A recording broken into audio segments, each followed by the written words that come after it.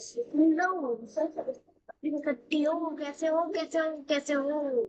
Discord में बस सिर्फ जिसने भी दी है मैं नीचे लिंक डालूंगा ऊपर डिस्क्रिप्शन में। और सब लोग डिस्क्रिप्शन में ज्वाइन हो जाना। मेरे डिस्कॉर्ड लिंक पे मैंने डिस्कॉर्ड चैनल खोल लिया है। तुमसे ही कह रहा हूँ। और इसी के बीच में तुमसे रिया अनफॉर्चुनेटली इस कंपटीशन में आपका सफर यही खत्म होता है लेकिन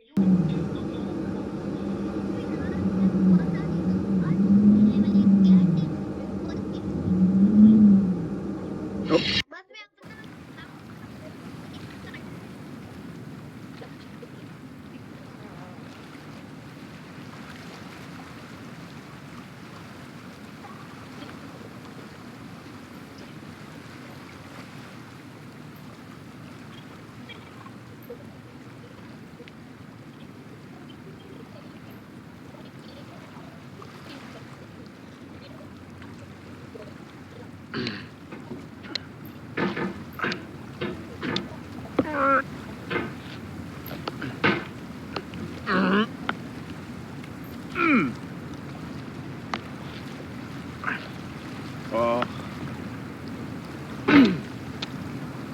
There's no feeling more intense than starting over.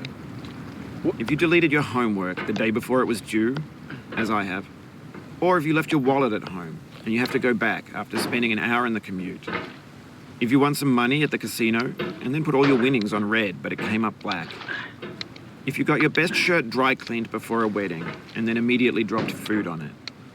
If you won an argument with a friend and then later discovered that they just returned to their original view. Starting over is harder than starting up. If you're not ready for that, like if you've already had a bad day, then what you're about to go through might be too much. Feel free to go away and come back. I'll be here. All right, thanks for coming with me on this trip. I'll understand if you have to take a break at any point. Just find a safe place to stop and quit the game. And don't worry, I'll save your progress, always, even your mistakes. This game is a homage to a free game that came out in 2002, titled Sexy Hiking. The author of that game was Jazuo, a mysterious Czech designer who was known at the time as the father of B games. And B games are rough assemblages of found objects. Designers slap them together very quickly and freely, and they're often too rough and unfriendly to gain much of a following. They're built more for the joy of building them than as polished products. In a certain way, Sexy Hiking is the perfect embodiment of a B game. It's built almost entirely out of found and recycled parts, and it's one of the most unusual and unfriendly games of its time.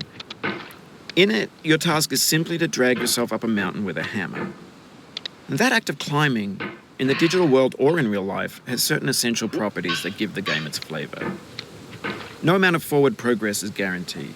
Some cliffs are too sheer or too slippery. And the player is constantly, unremittingly in danger of falling and losing everything. Anyway, when you start Sexy Hiking, you're standing next to this dead tree that blocks the way to the entire rest of the game. It might take you an hour to get over that tree, and a lot of people never got past it. You prod and you poke at it, exploring the limits of your reach and your strength, trying to find a way up and over. And there's a sense of truth in that lack of compromise. Most obstacles in video game worlds are fake. You can be completely confident in your ability to get through them once you have the correct method or the correct equipment or just by spending enough time. In that sense, every pixelated obstacle in Sexy Hiking is real. The obstacles in Sexy Hiking are unyielding, and that makes the game uniquely frustrating. But I'm not sure Jazuo intended to make a frustrating game. The frustration is just essential to the act of climbing, and it's authentic to the process of building a game about climbing. A funny thing happened to me as I was building this mountain. I'd have an idea for a new obstacle, and I'd build it, test it, and it would usually turn out to be unreasonably hard.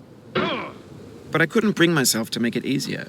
It already felt like my inability to get past the new obstacle was my fault as a player rather than as a builder.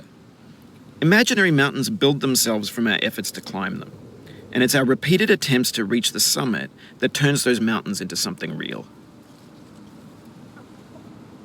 When you're building a video game world, you're building with ideas.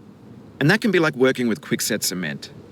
You mold your ideas into a certain shape that can be played with, and in the process of playing with them, they begin to harden and set until they're immutable, like rock. And at that point, you can't change the world, not without breaking it into pieces and starting fresh with new ideas.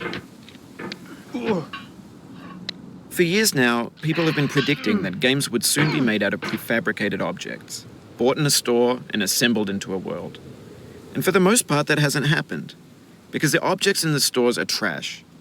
I don't mean they look bad or that they're badly made, although a lot of them are. I mean they're trash in the way that food becomes trash as soon as you put it in the sink. Things are made to be consumed and used in a certain context, and once the moment is gone, they transform into garbage. In the context of technology, those moments pass by in seconds. Over time, we've poured more and more refuse into this vast digital landfill that we call the internet. It now vastly outnumbers and outweighs the things that are fresh and untainted and unused. When everything around us is cultural trash, trash becomes the new medium, the lingua franca of the digital age. And you can build culture out of trash. But only trash culture. Be games, be movies, be music, be philosophy.